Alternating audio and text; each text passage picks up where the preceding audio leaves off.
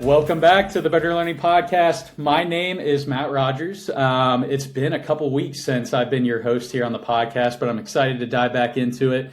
And then we've also got our co-host, Brian, who is probably right before this episode, we're going to have releasing some of the A4LE content that's going to be going out. Brian was a huge advocate for being the host on those episodes there. So super excited to bring him back on. I'll let you do a quick intro, Brian. Excited to have you on and joining me. Cool. Thanks, Matt. What a wonderful intro. Once again, Dr. Brian McCraw, education market leader here with K-12.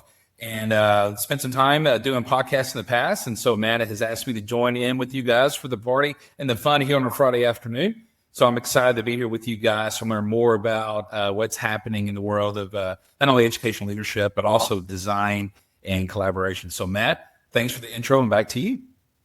Awesome. Yeah. And we've got two incredible guests. So this is an episode we've been super excited to get in. So Janann reached out and I'm kind of giving a little bit of a slight intro here to her, but she reached out with an incredible story with the Joy School. And if you're not familiar, this is going to be an incredible insight to their amazing school and some of the incredible features that they have there. They're located in Houston. But I'm going to start with you, Shara. Please give us an intro of yourself and a little bit of your background and how you got into the work that you're doing now. Hi, I'm Shara Bumgarner. I'm one of the co-founders of the Joy School in Houston, Texas. The Joy School is a K-8 school for kids with learning differences. Our mission is to prepare students with learning differences to return to traditional classroom settings by enabling them to reach their academic and social potential in a safe, supportive environment. In layman's terms, we take kids who've been struggling, we fix what can be fixed through remediation, we give them strategies for the rest, and then we send them back. Sometimes we send them back to the schools from which they came.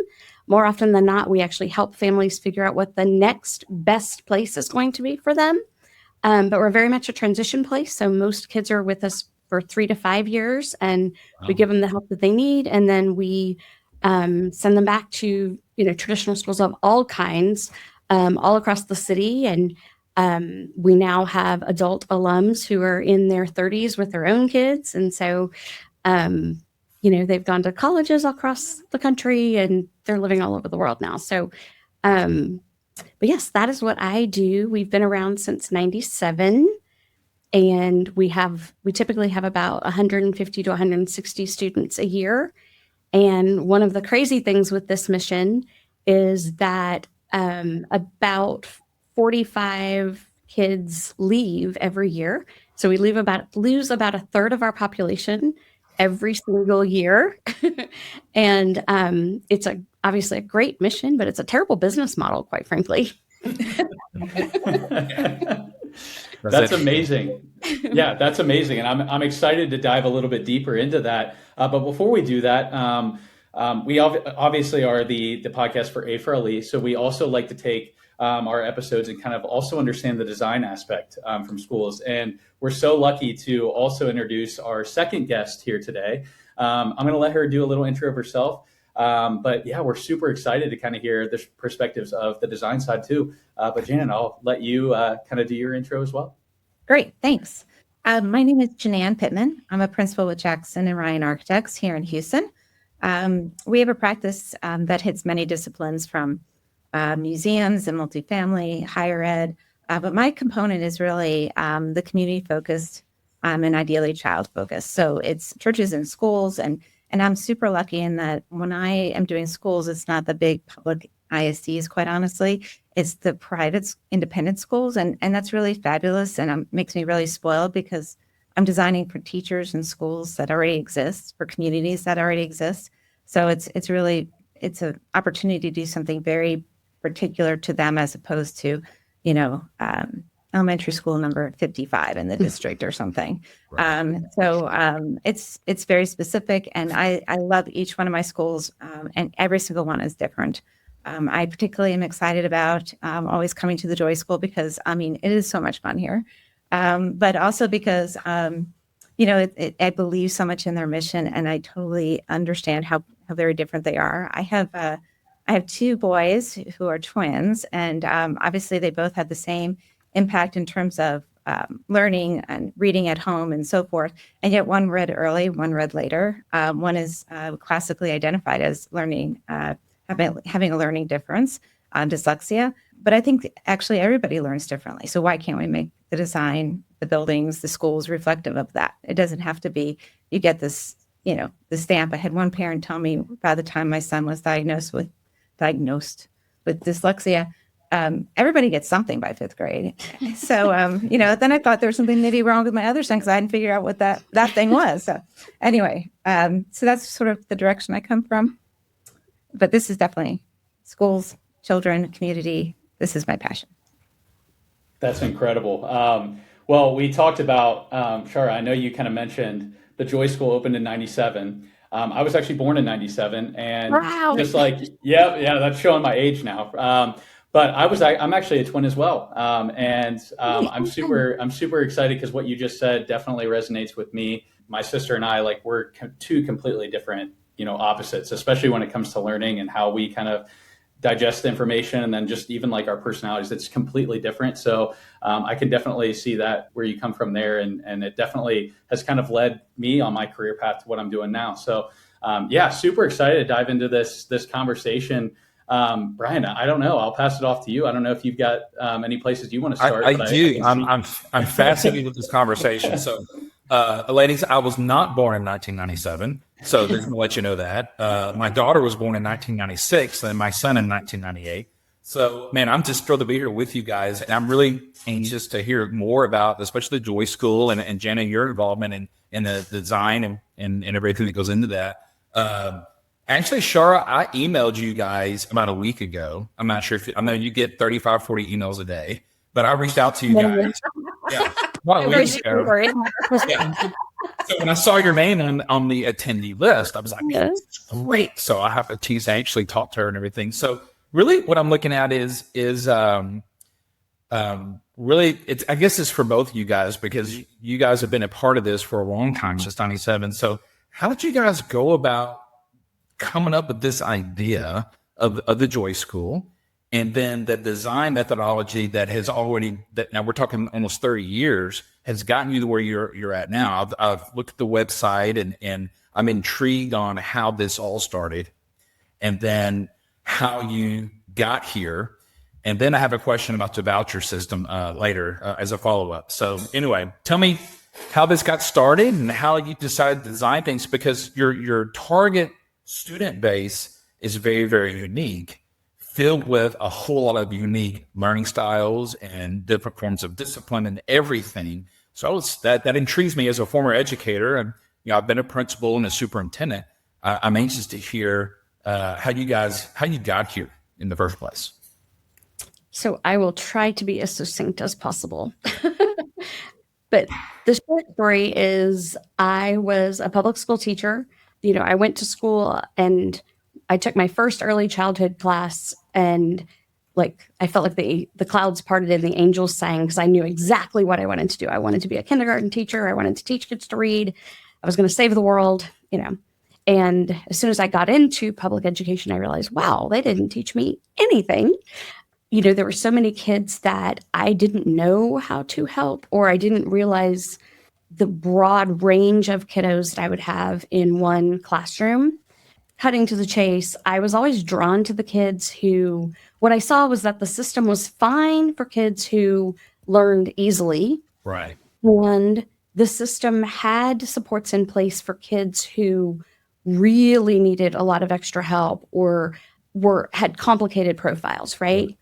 And it kind of fascinated me that the kiddos that, just because of the nature of their disabilities, there really wasn't hope for them to live independently or be productive members of society in the traditional sense.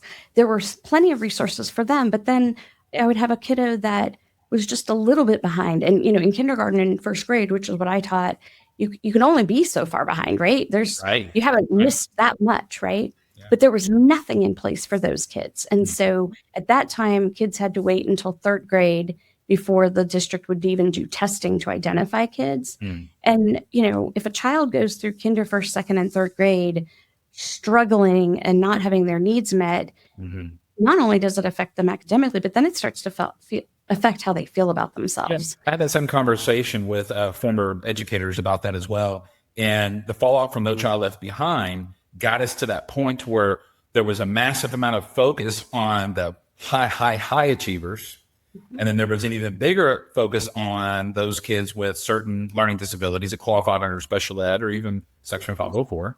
But the kids that you're mentioning, the ones that are kind of, in between, maybe a little lower, those are the ones that really got left behind. And so when I was looking at the Joy School, I was like, they're getting them caught back up. And I think that's something that public schools have failed to do for a long time. Yes. I can't remember what the study was, but years and years ago, there was data that came out that essentially said that kiddos that were receiving services in public school in 3rd and 4th grade never got out of the system. They stayed behind in that way. And, going back to how we got this started, I was public school, I was frustrated, I was drawn to the kids who needed a little extra and was just kind of wondering why, if we just gave them extra right now, they wouldn't need it long term. And fortunately, with my connections from University of Houston, one of whom was Dr. Jerome Rosner, who was an optometrist by trade, who had done 40 years of research in kids with learning differences. He had started a school in Pittsburgh and was talking with a family that we mutually knew. And they were looking for a school that didn't exist. Their daughter, they knew they didn't want their daughter in public school because of her special needs.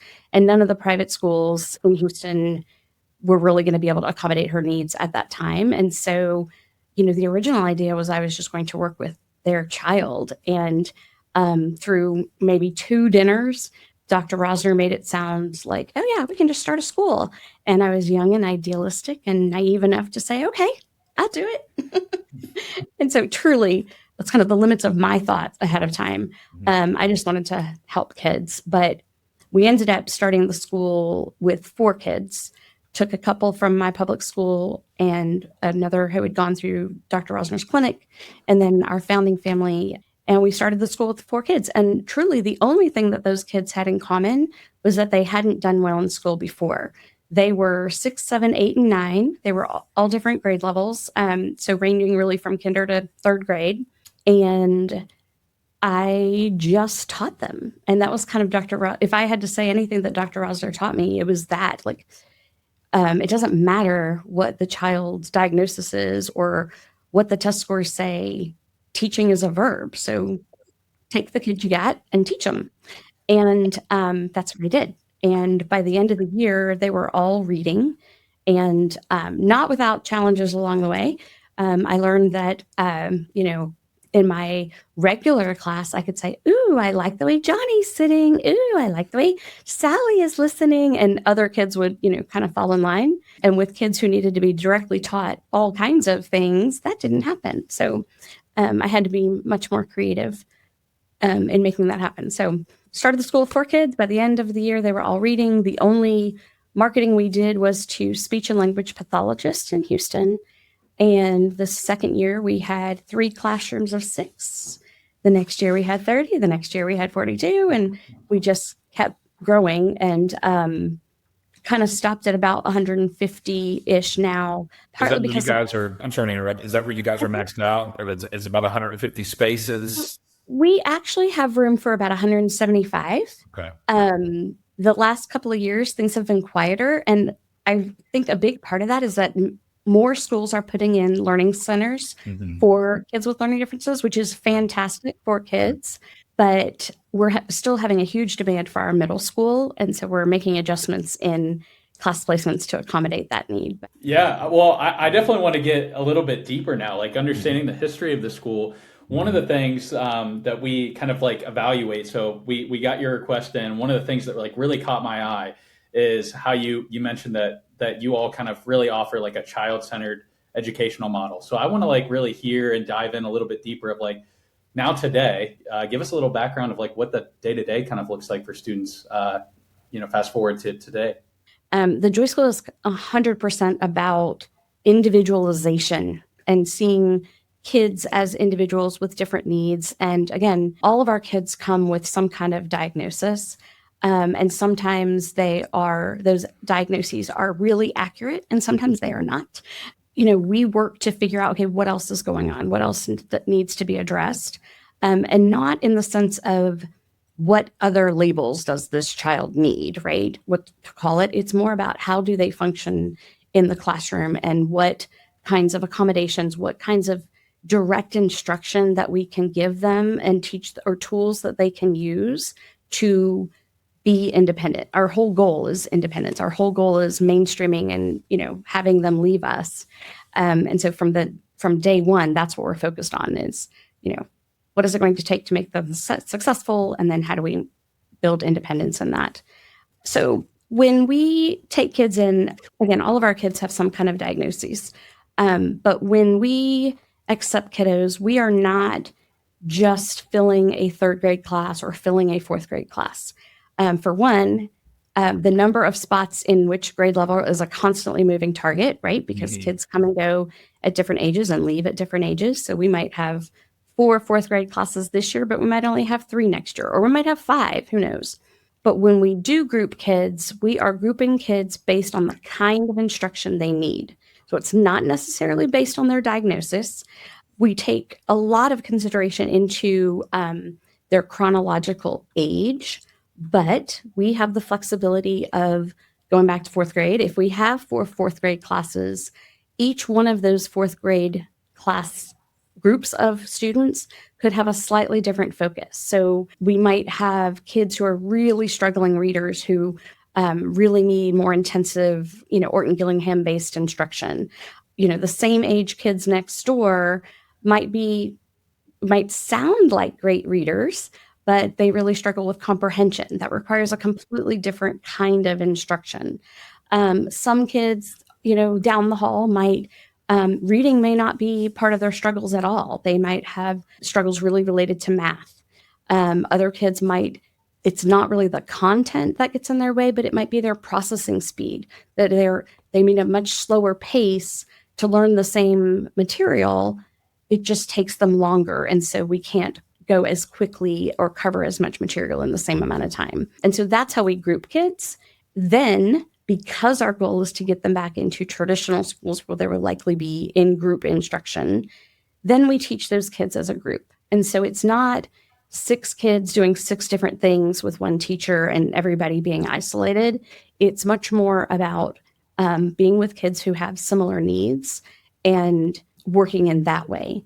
That doesn't mean that we don't do different things for different kids. So we have a culture wall that helps us operationalize things that we believe and how we work together. And one of the tiles is "it depends." And we use as an interview question. We talk about it with on parent tours, but that is kind of a core philosophy is "it depends." And so when parents ask us how much homework load, what does the homework load look like? What math program do we use?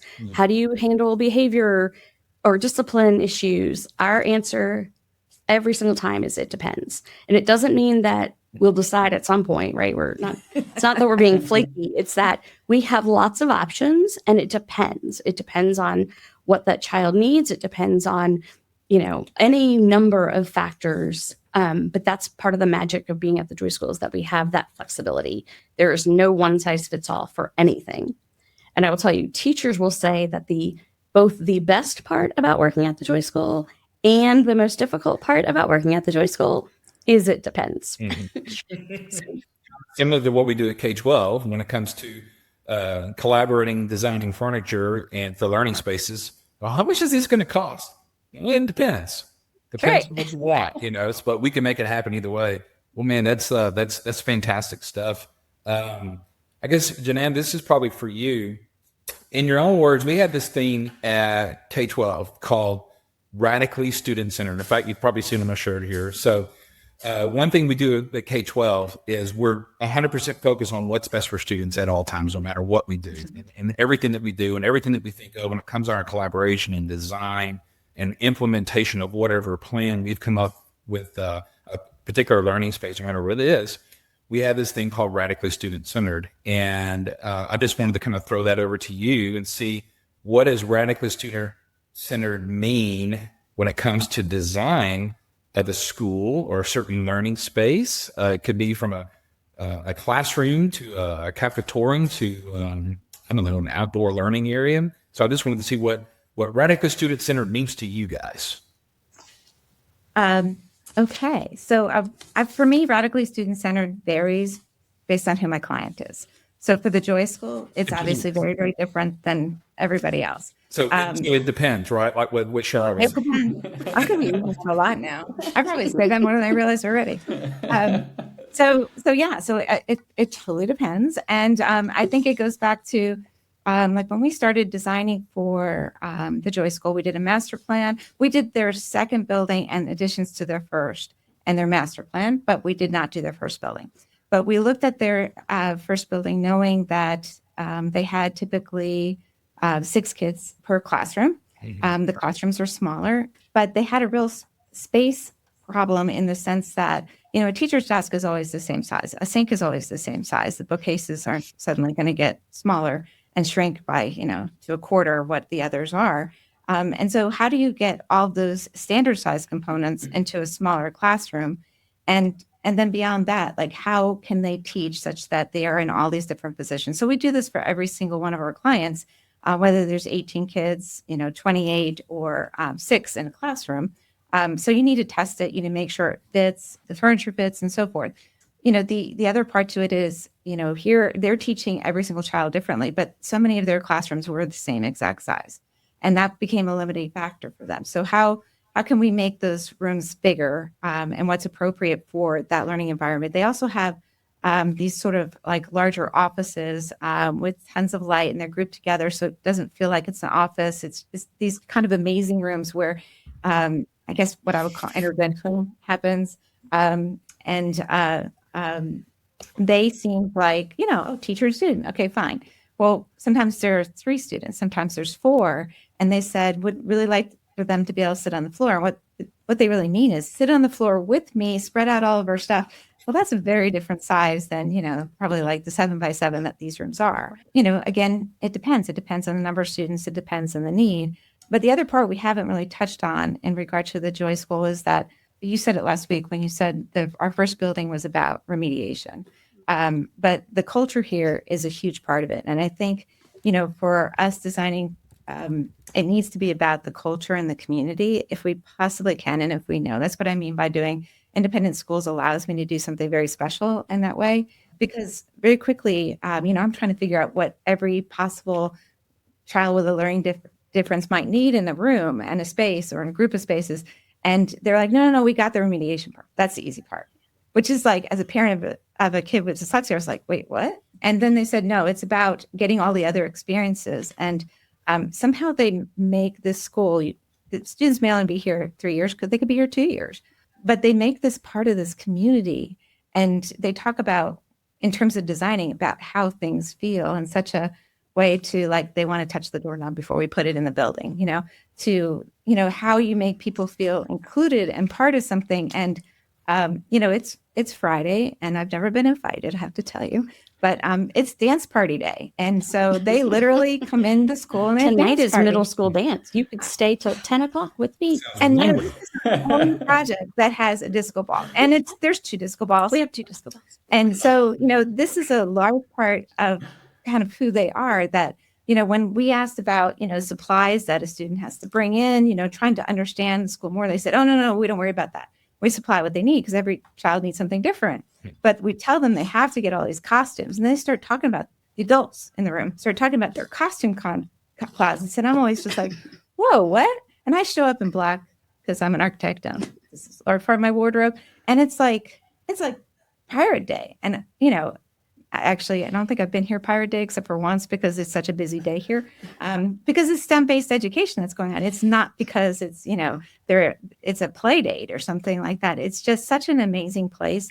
And the kids are so happy here. They're just so happy. So that designing for community and creating opportunities, because they really have had to focus on the classroom spaces and the essential spaces. For the longest time, their lobby had to serve as their own community space. So having the opportunity to provide these other options and larger spaces so they could try out different ways of teaching.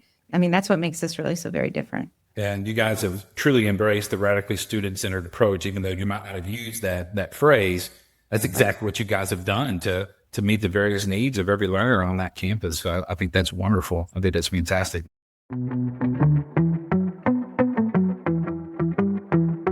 You know, when we work with schools at K-12, it's not just about furniture or design. It's about impact. Our radically student-centered approach puts students at the center of every decision.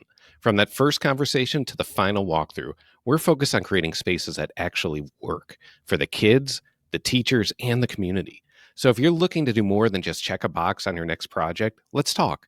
Visit K12.com. That's KAY-TWELVE.com and see how we're helping schools transform learning one student at a time.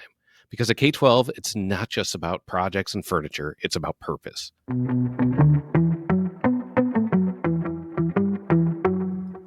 Matt, you want to add to that? Yeah, well, I love the disco ball. Like that actually kind of leads into my next question. A lot of things that I hear is, and I can hear it already from you all, is even though you're looking at trying to like get them to the next spot, like what's the next step?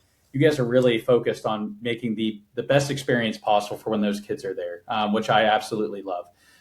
So kind of going off of that, and the answer could be deeper into the disco ball, but I really want to ask you all is like, what's the one thing from both of your perspectives, Janann from the design side, and then Shara from the day-to-day, like what's one thing that any school could take from what you all are doing and implement it right away in their schools to kind of look at it differently from what you guys see on the day-to-day? I mean, we always hear about testing. We always hear about student achievement as in numbers, and it's kind of heartbreaking, honestly. I mean, you come here and there's just, everybody's super excited. They're excited about what they're doing. They're excited about what I'm doing. They're excited about the trapezoidal shapes in the window frame and what color it is. And could we have more of those? And, I mean, this is just the other day. I mean, there's just such an enthusiasm and a passion for things. And then you tour a school where everybody, potentially is sitting in rows in classroom after classroom. And they may be discussing a book that I really liked when I read it, and there's no joy. So, I mean, that what they bring to this, it's amazing. The staff and the teachers and honestly, the administrators' respect for the teachers and things that they do to make their lives easier. I mean, it's not an easy job, and they are just so all in. It's an amazing group. I think what you just said to you, Janann, is that you mentioned the word joy. I was a classically trained teacher and coach. I was a high school principal and spent a couple of years as a superintendent. God help me. But the word joy was rarely associated with what happens in public schools. It's something that's forced or something you have to do. And all we talked about, testing after testing after testing. And I remember as a principal, my first couple of years as a principal back in the early 2000s, I remember questioning that. Why is it all the kids are taking the same exact test at the same time and measured against other kids? And then especially in a state that is as large and as diverse as Texas, it's amazing that we're still doing these things. And I use the word, and I got in trouble, I used the word archaic when it came to standardized testing, and we're still doing it the same way. And if you look at test scores throughout our state in public education, scores are essentially the same as they always have been with every subpopulation and subgroup. And so if you start bringing the word joy into what we're doing, the joy of learning and preparing these kids, not only to advance to the next grade, but to advance in life.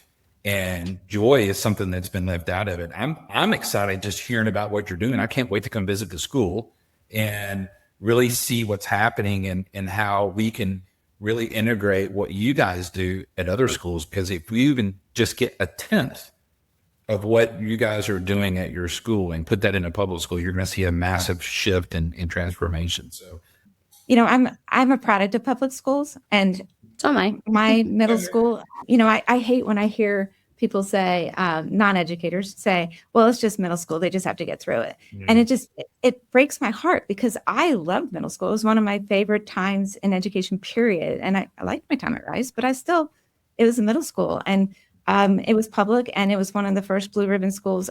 It was on Long Island, Shore Wading River, going to shout out to them. But we had like amazing community service program and arts program. I think most of the teachers had gone to Woodstock. I mean, I learned so much and I had so much fun. We had a farm with greenhouse goats. We milk the goats and then make goat's milk like ice cream. And so, I mean, why can't we have fun? I had a blast. And, I did just as well in my algebra regions as probably the next person. But, the point being that, it doesn't mean that you can't have it. And it doesn't mean that it's not happening already in public schools. It's just not happening enough. Yeah, that's right. I agree with you. I had a great experience, and my mom was a former teacher and principal and superintendent, twice retired superintendent. She actually went back and did it again after she retired. So shout out to Jolene McCraw in Beaumont, Texas. But you're Texan. Yeah, I'm from the Beaumont area. Yeah, that's right. So anyway, I spent a lot of time in Houston as well. But that's one of the things too. You talk about the influence that I had on myself from my educators growing up with. I could tell you every teacher I have from first grade all the way through 12th grade. I could tell you which ones were awesome, which ones were not as good. But for the most part, the teachers that I had an experience I had growing up in the public education system here in Southeast Texas was wonderful. It was wonderful.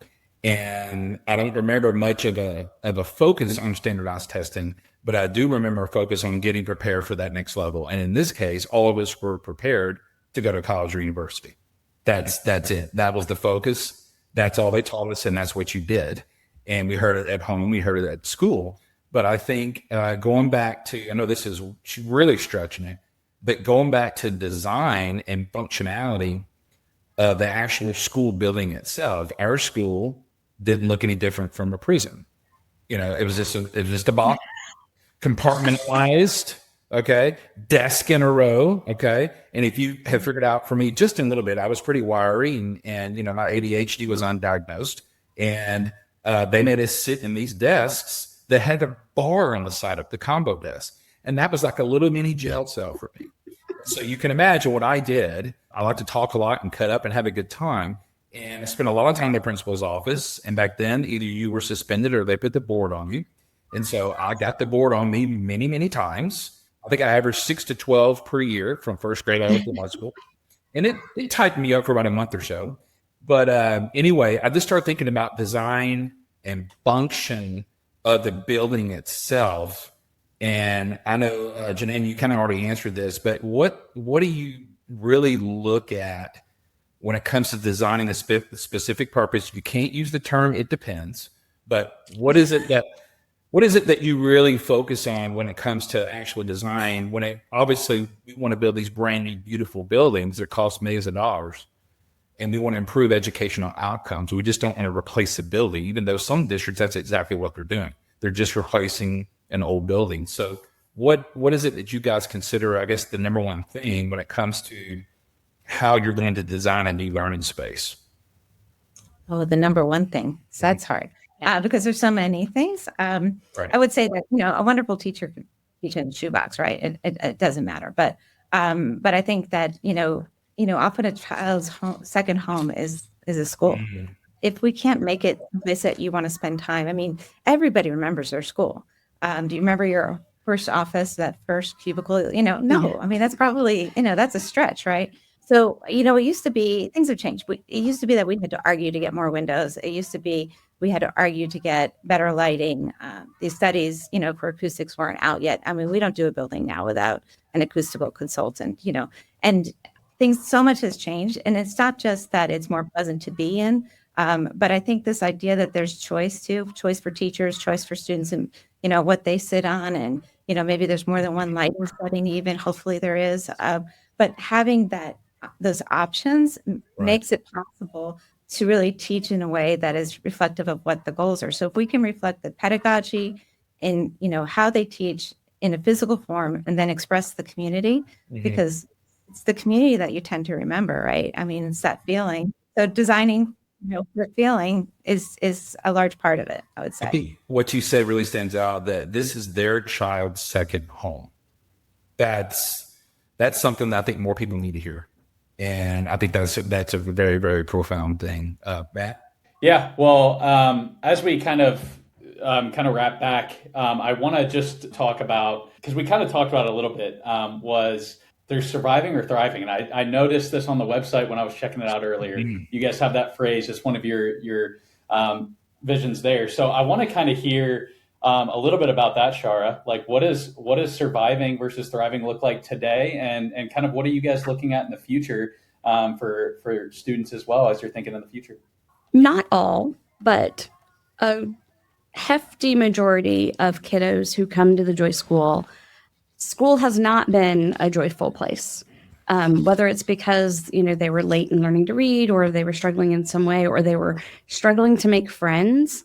For so many of our new kids, school was 7 hours of where their differences or their challenges were highlighted, focused on, et cetera. And then they would come home and those same kids would have to do tutoring or go to therapy or, take 3 hours to do homework, and the whole family is held hostage because the one kid needs help with homework.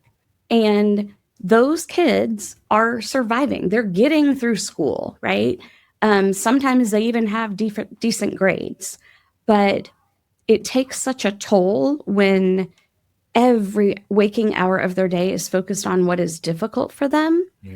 That means they don't get to really shine in soccer or join a theater group or do play, just play outside or, work with their hands.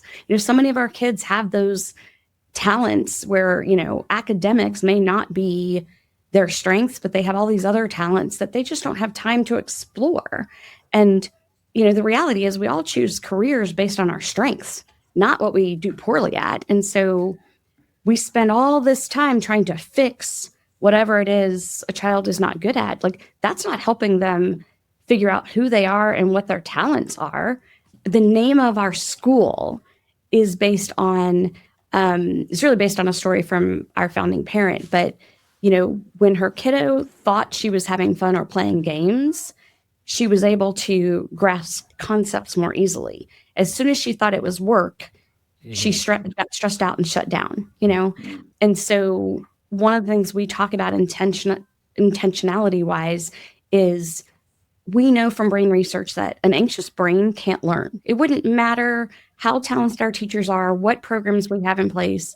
If a kiddo's in fight or flight mode for whatever reason, whether it's academic reasons or not, we're not going to get anywhere. And so in designing our space, we were very, very intentional about how we wanted it to feel, and not just how we wanted it to feel for kids, but also parents. The reality is nobody gets on the Joy School waiting list when they take their kid home for the first time. Nobody wants to be here. And so we wanted, when parents came to visit or tour the school, we wanted them to feel embraced. We wanted them to feel welcome and understood and not judged, and a place where they could truly share everything so that we could help them in as many ways as possible. We wanted them to relax. We wanted the same thing for kids. So how the color palette we chose was intentional. The furniture we chose was intentional. Again, we also took that to the other adults in our building. We wanted teachers to feel safe and supported, and where we placed offices versus classrooms was intentional. We didn't want an admin hallway that was closed doors and, nobody gets in without permission. Our dean's office is closest to the playground. So they can hear what's going on, even if they don't want to hear what's going on, right? Or if something's happening, they can be at the ready. The dean's office is welcoming to kids. It's not a place where you go for paddling. It's not that they don't ever have disciplinary issues to deal with, but it's also a place to be celebrated. It's a place to go get support in handling a social conflict or a problem with a friend or a problem with a teacher, or sometimes we even have to be a liaison between kids and parents and, helping them speak the same language. Right. So, all of those things were so intentional. Janann and I, Janann laughed at me because I could probably do an entire podcast on how intentional we were around bathrooms. She could. Which is kind of crazy. But from adult restrooms being a place that they could actually relax for 2 minutes and not feeling like they were just in an institutional restroom, right?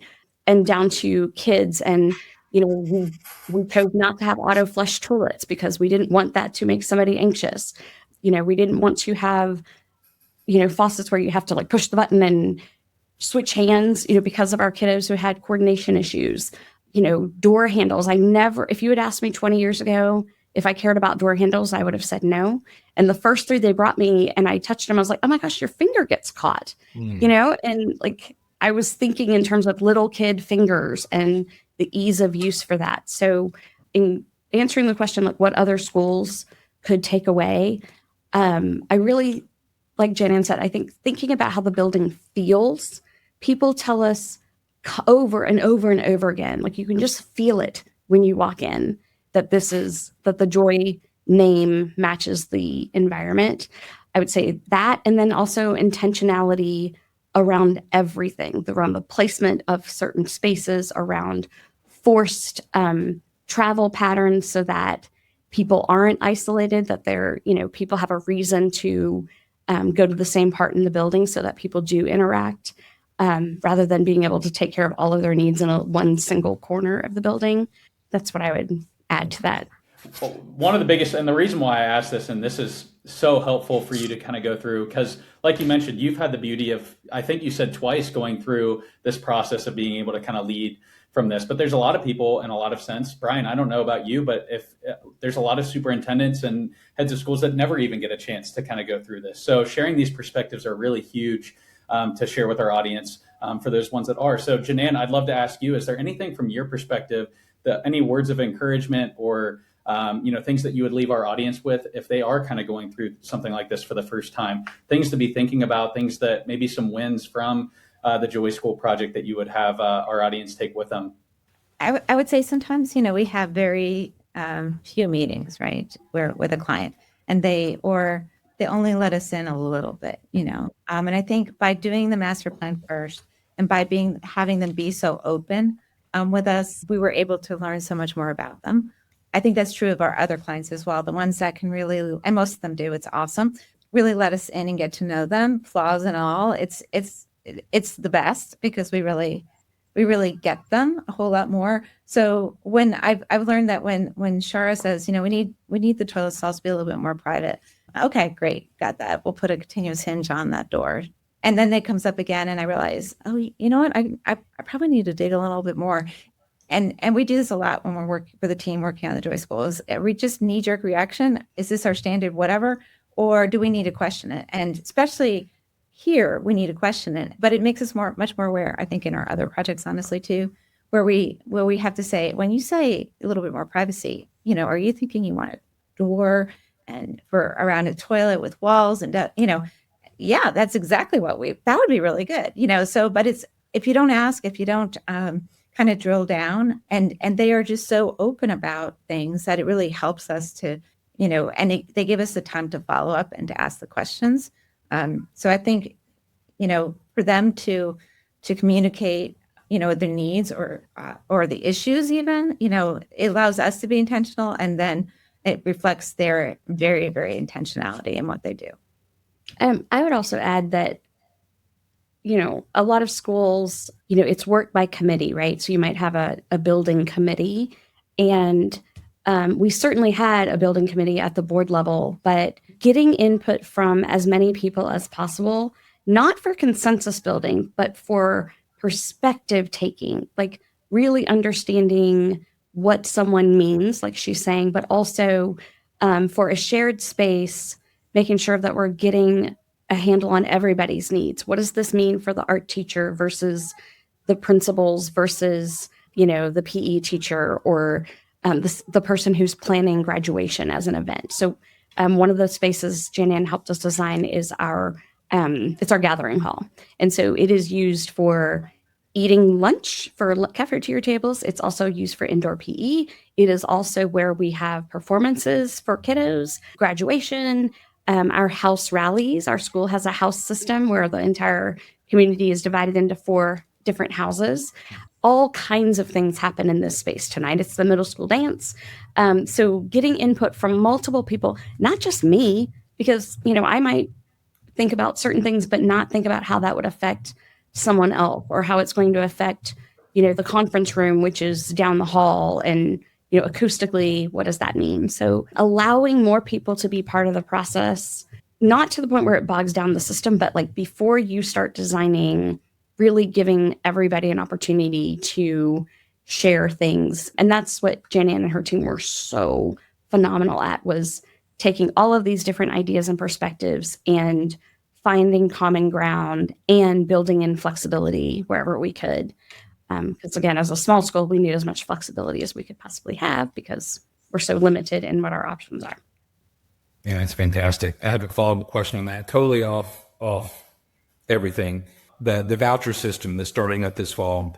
Are you guys participating in that? How's that affecting you? I have my own opinions about it as an educator as well, but I wanted to see where you guys are on that as a private institution. So we are not participating in the voucher system. I didn't think you were. I believe it is the right decision for us, primarily because what makes us able to do what we do is the ability to do whatever it takes, to do whatever we think is right for this kiddo or this family without any kind of regulation from the state. Obviously, we have our accrediting organization, which has very, very high standards. But the idea of even testing, of course, we do some standardized testing so that kids have, records to follow them and that are meaningful to other schools. But anything that would tie our hands in having to do something for a student or not being able to do something for a student or family, down to admissions policies and dismissal policies. Part of having a safe, supportive environment means occasionally we have to let somebody go because we're not the right place. We can't support them enough. And so if the state interfered with that, it would interfere with our ability to serve our kiddos. And there are so many variables that so many kinks that have not been worked out. Also, we have a really robust financial aid program. And so, for our 150-ish families, we give out more than $1 million every year. And so I don't feel like our families actually need the vouchers to be able to access the Joy School. So I don't feel like they're losing out. But yeah, it's complicated. But no, we're not participating this year. I totally get it. Cool. Thank you so much. Matt? Well, I'll take us home then. For the listeners, betterlearningpodcast.com is where you can find us. We're going to put things in the comments here to find more about the Joy School. I guess, Shara, real quick, 30 seconds. If anybody has more interest on the Joy School, can you tell them where they can find you all at and where to find more information? Yes, the best place is our website, www.thejoyschool.org.